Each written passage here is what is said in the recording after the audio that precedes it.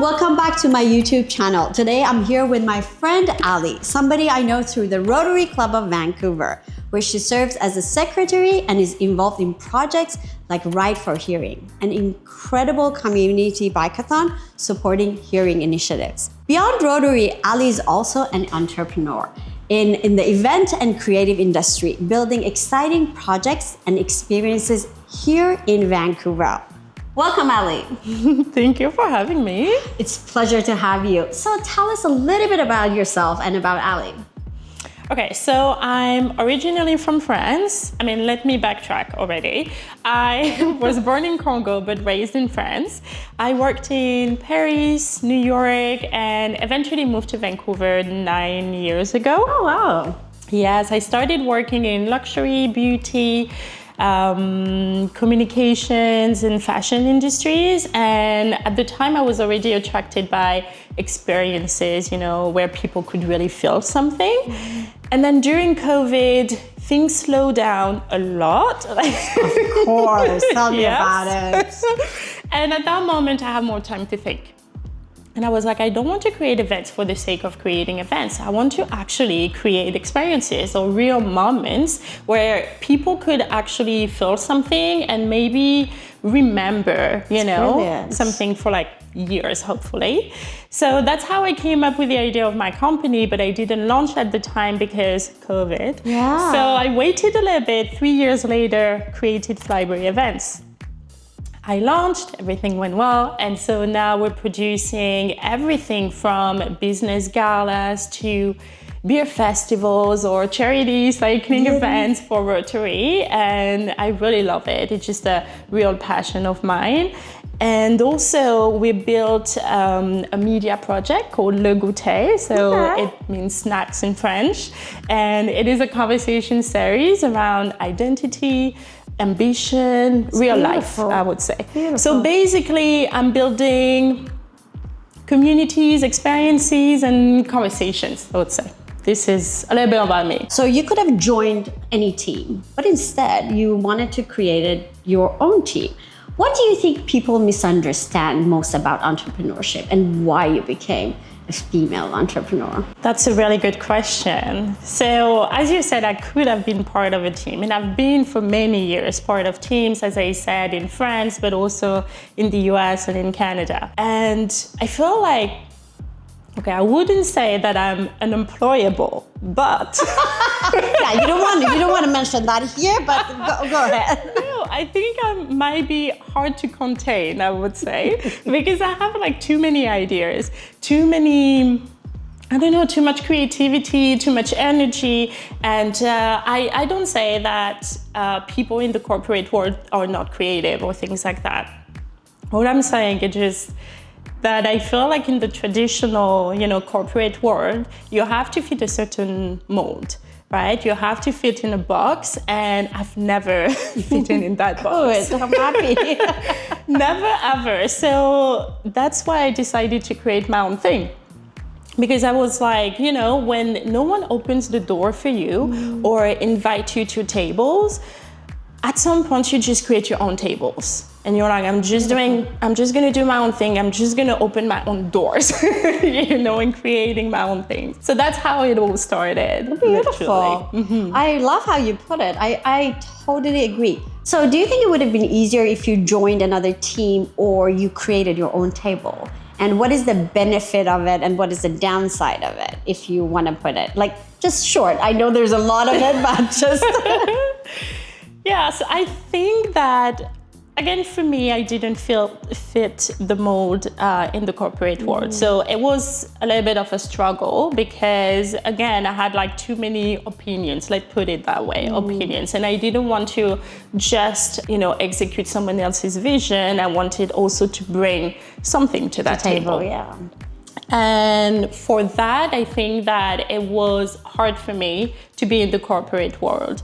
But people think that entrepreneurship is just easy because it's so flexible and you're your own boss and blah, blah, blah. But it is not that. It is hard work. And I think that it's more about resilience than anything else. So both for me are hard, but in different ways. In different ways. So, but the entrepreneurship matches your character. That's what I'm hearing. Yes, absolutely. Perfect. Absolutely. One thing that I feel from you is that you are all about community. So you mentioned that experience was part of it, but to me, the first time that I talked to you and knew about your company, it was all about community. So why is community involvement and especially Rotary important to you? Because you don't build anything alone, right? You need to be surrounded by people to build something. And coming from another country to Canada, I came here with my husband, so no influential people around me, no network, nothing. And I had to build everything from the ground up.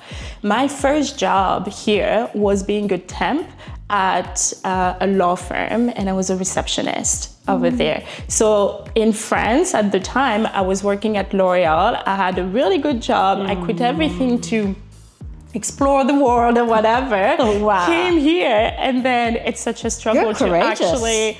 Yeah, but at first I didn't think it was courage. I was just like, oh yeah, I'm just having fun, just discovering the word. And then, yeah, it's resilience. I think it is really that. What is important for you in Rotary? Because this is how we know each other, basically. Exactly. Yeah. So at that time, I was like, okay, I think I need to find kind of my people. I need to find a group I can belong to. And I went to different groups, to be honest, like networking groups and things like that.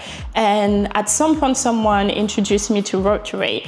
And I was like, oh, this is just another group. I'm not sure, you know. And the first meeting I had at Rotary, I was like, wow, this is everything that I didn't expect.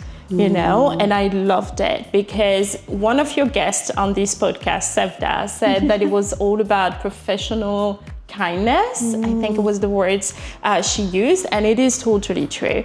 People at Rotary are so kind, and you have everything from entrepreneurs that are just started like me to people who are retired and have built like incredible businesses or have been of a big influence in the community.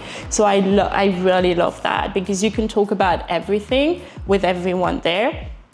And also another part that I like with Rotary is the philanthropy.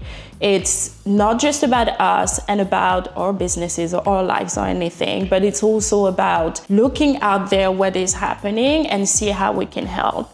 And that's what I'm doing with the Right for Hearing. So we are planning that, and you know, the first year when I joined the Rotary Club of Vancouver and I helped with the Right for Hearing, I've noticed that people are actually going behind one of like this cause, and the cause is about it's raising money for the deaf and hard of hearing community. And I didn't realize how important, you know, it was to actually raise money for these people.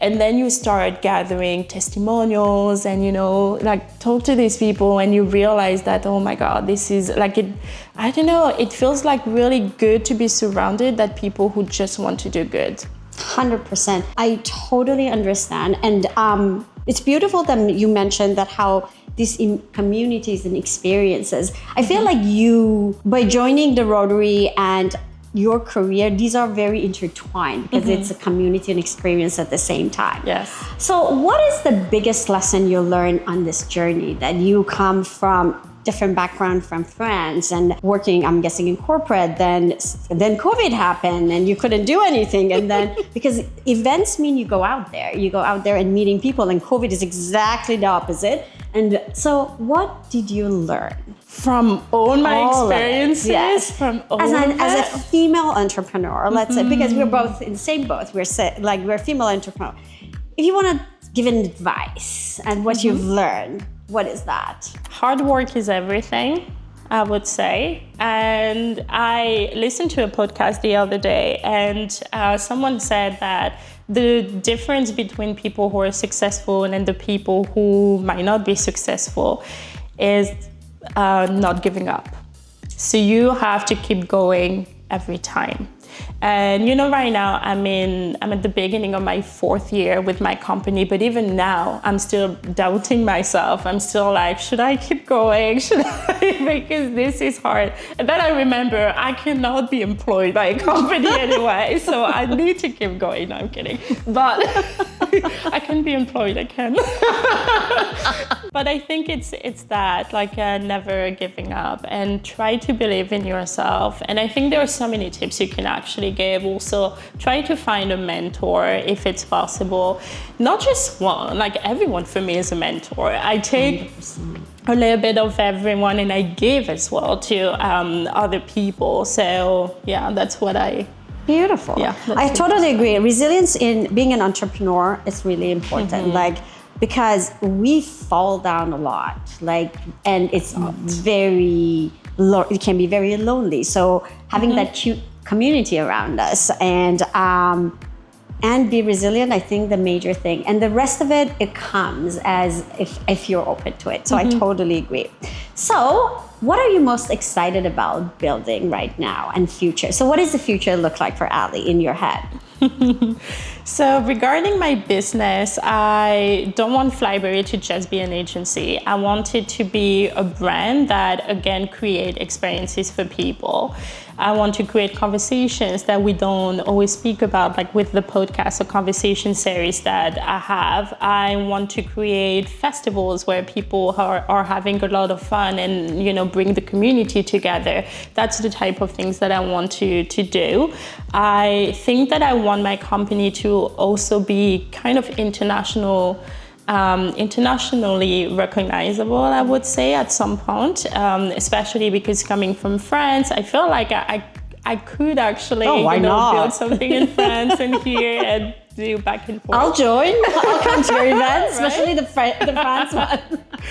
So that's where I'm going right now. Beautiful, beautiful. Thank you so much, Ali, for being here today. I appreciate for sharing your story, your experience, and your perspective. Thank you for having me. That was fun.